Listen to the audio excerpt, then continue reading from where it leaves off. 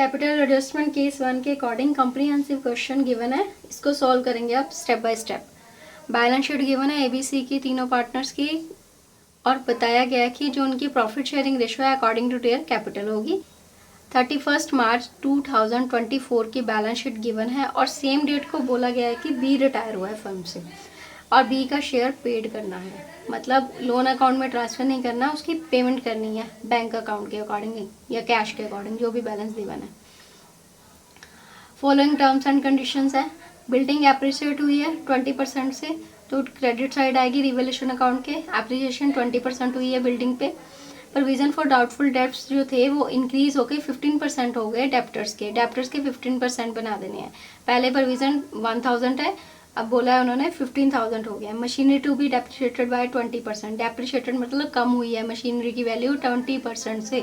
जितनी मशीनरी 50,000 का 20% निकाल के उतना लेस होना है, मतलब 20% जो अमाउंट आएगी वो डेबिट साइड आएगी। अगर एसेट डिक्रीज होती है तो डेबिट करना है रिवैल्यूएशन अकाउंट, इंक्रीज होती है तो क्रेडिट करना है। गुडविल दी गई है फर्म की 72,000 and retiree partner share is adjusted through the capital account of the remaining partner. Goodwill का जो अमाउंट है वो ऐसे एडजस्ट करनी है जो रिमेनिंग पार्टनर्स के कैपिटल अकाउंट के अकॉर्डिंग एडजस्ट हो, मतलब 72,000 में से पहले रिटायरी पार्टनर बी का शेयर निकालना है गुडविल का, फिर कैपिटल अकाउंट के अकॉर्डिंग एंट्री पास करके एडजस्टमेंट होनी है। लास्ट है the capital of the new firm be fixed at ₹1,20,000। ये है केस 1 के अकॉर्डिंग, मतलब न्यू फर्म की टोटल कैपिटल गिवन दी गई है क्वेश्चन में, इसी कैपिटल को लेके डिस्ट्रीब्यूट कर देना है न्यू रेशो के अकॉर्डिंग। अब यहाँ पे जो ओल्ड रेशो है वो कैपिटल रेशो बोला गया है। अब कैपिटल रेशो कैसे निकालेंगे, मतलब 80,000, 40,000, 40,000 ABC है ना, तो काट दो इनको, 0 0 0 कट, बचा क्या 8 4 4 4 4 2 2:1:1। ये आई ओल्ड रेशो। अब जो न्यू रेशो आएगी क्वेश्चन में, रेशो के रिगार्डिंग कुछ भी और गिवन नहीं है, तो बी निकला है तो न्यू रेशो आ जाएगी, न्यू रेशो आ जाएगी ए और सी की 2:1, 2:1। ये आई न्यू रेशो। अब बनाना क्या है, रिवैल्यूएशन अकाउंट, कैपिटल अकाउंट बनाना है और बैलेंस शीट बनानी है आफ्टर रिटायरमेंट ऑफ बी। तो पहले रिवैल्यूएशन अकाउंट देख लेते हैं कि रिवैल्यूएशन अकाउंट कैसे बनाना है। बिल्डिंग एप्रिशिएट हुई है 20% से, तो 1 लाख का 20% आ गया 20,000। बिल्डिंग बाय बिल्डिंग अकाउंट लिख के क्रेडिट साइड आएगा, एसेट इंक्रीज हुई है, डेबिट साइड आ जाएगा to provision for doubtful debts. Doubtful debtors कितने के थे, 20,000 के थे। प्रोविजन कितनी बन गई, इंक्रीज होकर 15% हो गई। 20,000 का 15% अगर निकालें तो वो आता है 3,000। 3,000 डेप्टर्स हुए हैं, तो पहले 1,000 दिए हैं, इट मीन्स 2,000 और इंक्रीज हुए हैं, तो provision increase, then debit revaluation account to provision for doubtful debts. Total 20,000 के 15% 3,000 बने, इसमें से 1,000 बैलेंस शीट में पहले गिवन है, 2,000 के और इंक्रीज हुए तो 2,000 आ जाएगा। नेक्स्ट है मशीनरी डेप्रिशिएट हुई है 20% से। मशीनरी कितनी की थी, 50,000 का 20% निकाला, वो आ गया 10,000। Asset decrease, debit revaluation to machinery account 10,000। ये था रिवैल्यूएशन में जो एंट्रीज आनी थी। इसके बाद रिवैल्यूएशन अकाउंट क्लोज कर दो, क्रेडिट का टोटल माइनस कर दो, डेबिट 20 में से 2 माइनस करे और 12,000 माइनस करे, 8,000 को डिवाइड कर देना है तीनों पार्टनर्स में including retiree partner. Ratio old ratio, old ratio निकाली थी हमने यहाँ पे 2:1:1, तो 2:1:1 के अकॉर्डिंग डिवाइड कर देना है ए में 4,000, 2,000, 2,000, 8,000 को। ये है रिवैल्यूएशन अकाउंट। अब नेक्स्ट बनाना है हमने कैपिटल अकाउंट। ये आपका पार्टनर्स कैपिटल अकाउंट। पहले तो बैलेंस उठा लो सीधा, by balance brought down ABC का 80 40 40। उसके बाद यहाँ से देख लो लायबिलिटी साइड से क्या क्या ट्रांसफर करना है कैपिटल अकाउंट में। जनरल रिजर्व आएगा 20,000 का, bye general reserve general reserve को ट्रांसफ़र किसके करना है, ओल्ड रेशो ओल्ड पार्टनर्स, मतलब तीनों पार्टनर्स में ओल्ड रेशो के अकॉर्डिंग 10 5 5 डिवाइड कर दिया।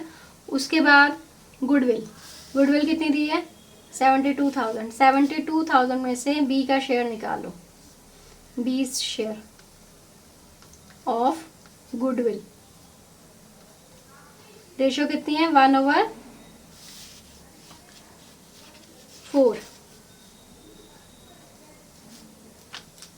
टोटल आ गई,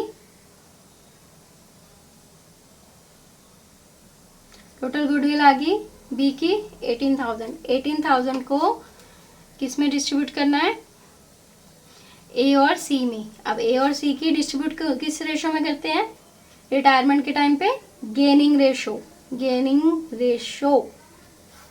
तो यहाँ पे गेनिंग रेशो नहीं है तो सीधा इसको डिस्ट्रीब्यूट कर दो 18,000 इंटू जो न्यू रेशो आई थी। न्यू रेशो क्या थी 2:1, न्यू रेशो थी ना ये, तो 2/3, 12,000 ए का और 18,000 का 1/3, 6,000 सी का। एंट्री आएगी A's capital, B's capital, A's capital, C's capital to B's capital account. तो गुडविल ट्रांसफर कर दो कैपिटल अकाउंट में by A's capital by C's capital, 12,000, 6,000 और इधर आ जाएगा क्रेडिट साइड, डेबिट साइड में सॉरी, कैपिटल अकाउंट गुडविल का ए का कितना गया 12,000 गया और सी का 6,000 गया। डेबिट साइड जो जाता है वही लिखते हैं ना हम, तो जो जिसने पे करा है जितना इतना। अब इसके बाद आ जाएगा रीवैल्यूएशन का प्रॉफिट। रीवैल्यूएशन का प्रॉफिट कितना आया था 4,000, 2,000, 2,000 नॉट 20। चलो जी ये भी ट्रांसफ़र हो गया, इसके अलावा और कुछ नहीं जाएगा। अब बैलेंस निकालते हैं इसका, जिससे पता चलेगा हमने बी को पेमेंट कितनी करनी है। तीनों का टोटल कर दिया 94,000, 65,000, 47,000। अब माइनस करके बैलेंस निकाल लेते हैं। सी का आ गया 41,000, ए का 82,000 और बी का जितना बैलेंस आया 65,000 सारे का सारा की क्या करनी है पेमेंट करनी है, क्योंकि यहाँ पे पेड लिखा है, was paid for his share in the firm. Payment करनी है तो टू बैंक अकाउंट 65,000, 65 बैंक में ट्रांसफ़र करके टोटल कर दिया। अब यहाँ पे ये चीज़ हमने ध्यान देनी है कि केस 1 के अकॉर्डिंग न्यू कैपिटल तो गिवन है, बट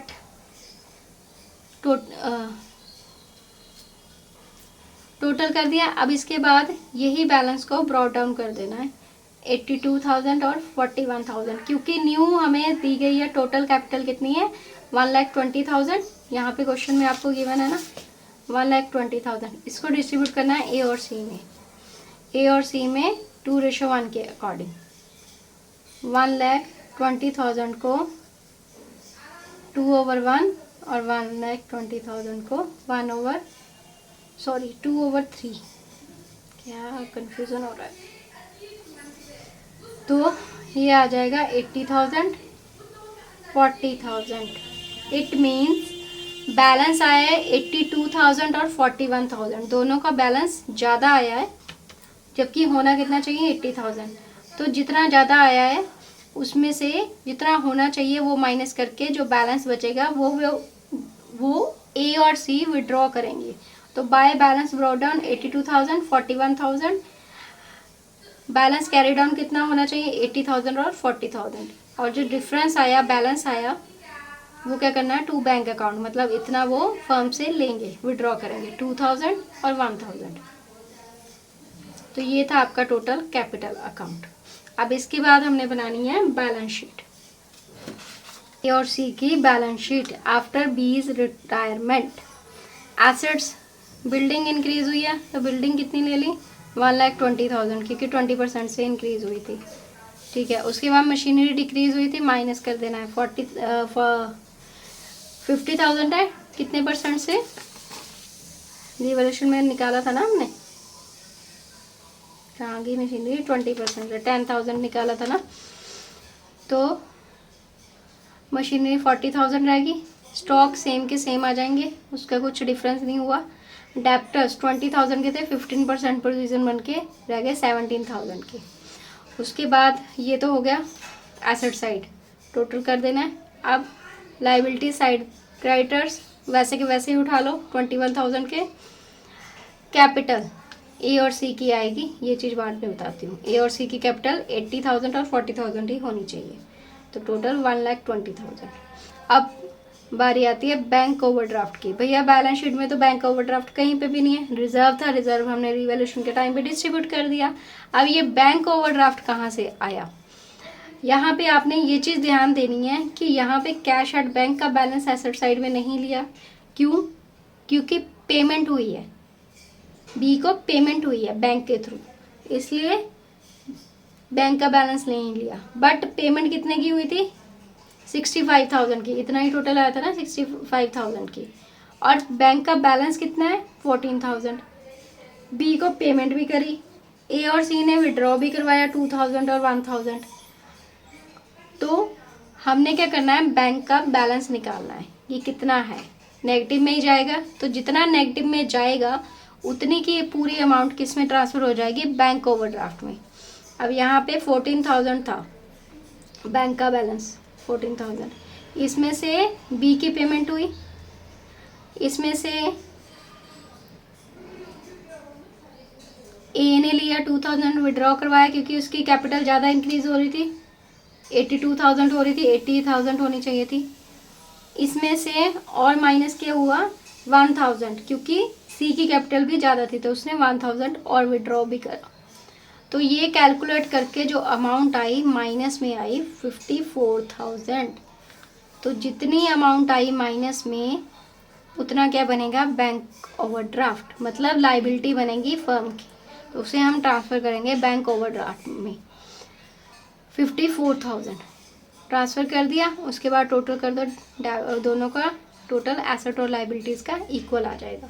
ये था केस 1 के अकॉर्डिंग कॉम्प्रिहेंसिव क्वेश्चन का फुल सॉल्यूशन।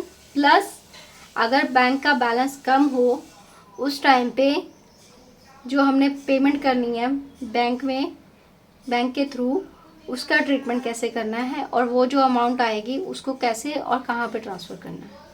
अच्छे से क्लियर हो गया होगा। इसको जितना आप रिवाइज़ करो उतना ही आपके लिए बेटर है, क्योंकि रिवीजन बहुत ज़रूरी है।